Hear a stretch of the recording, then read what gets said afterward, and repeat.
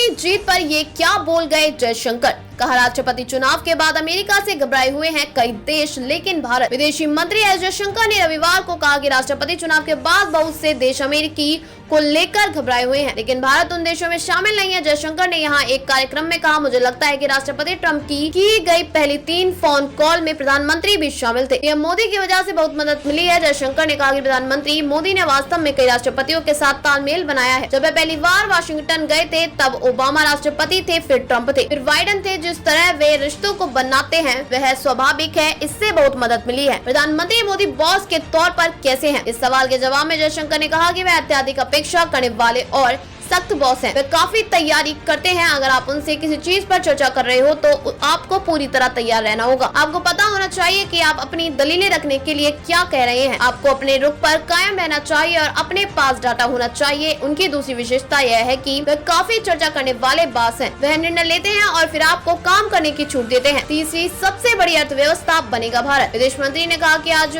भारत दुनिया की 5वीं सबसे बड़ी अर्थव्यवस्था है और इस दशक के अंत तक तीसरी सबसे बड़ी अर्थव्यवस्था बन जाएगी। पिछले दशक में निर्यात उल्लेखनीय वृद्धि हुई है, खासकर सेवाओं में। इस अवधि में भारत में निवेश भी दोगुनों से अधिक हो गया है। जयशंकर ने आगे कहा कि उच्च स्तरीय नेताओं एवं निरंतर आगमन से हमारे साथ जुड़ने में लोगों ने रुचि स्पष्ट दिखाई है। जयशंकर ने आगे कहा कि उच्च स्तरीय नेताओं एवं कार्यवाहियों की निरंतर आगमन से हमारे साथ जुड़ने में लोगों की रुचि स्पष्ट दिखाई देती है। आर्थिक कूटनीति पर ध्यान केंद्रित करना भारतीय विदेश नीति के प्रमुख परिवर्तनों में से एक बन गया है, जिसका मूल उद्देश्य अब राष्ट्रीय विकास और सुरक्षा है। उन्होंने कहा कि रुझान अधिक और बहुध्रुवीय विश्व की ओर है, लेकिन पुरानी व औद्योगिक अर्थव्यवस्थाएं खत्म नहीं हुई हैं और निवेश का प्रमुख लक्ष्य बनी हुई है। देश को दिया विकास का मंत्र। जयशंकर ने कहा कि कोई भी राष्ट्र एक आयामी तरीके से विकास नहीं कर सकता। विशेष रूप से भारत जैसे बड़े देशों में कुछ बुनियादी आत्मनिर्भरता होनी चाहिए, अन्यथा हथियार बंद अर्थव्यवस्था के युग में हम खुद को कमजोर बनाए रखेंगे। भारत को आगे बढ़ने के लिए गृह प्रौद्योगिकी विकसित करनी होगी और शोध, डिजाइन व नवाचार करने की क्षमता पैदा करनी होगी। यह तभी संभव होगा जब विनिर्माण का विस्तार होगा और औद्योगिक संस्कृति की जड़ें गहरी होंगी।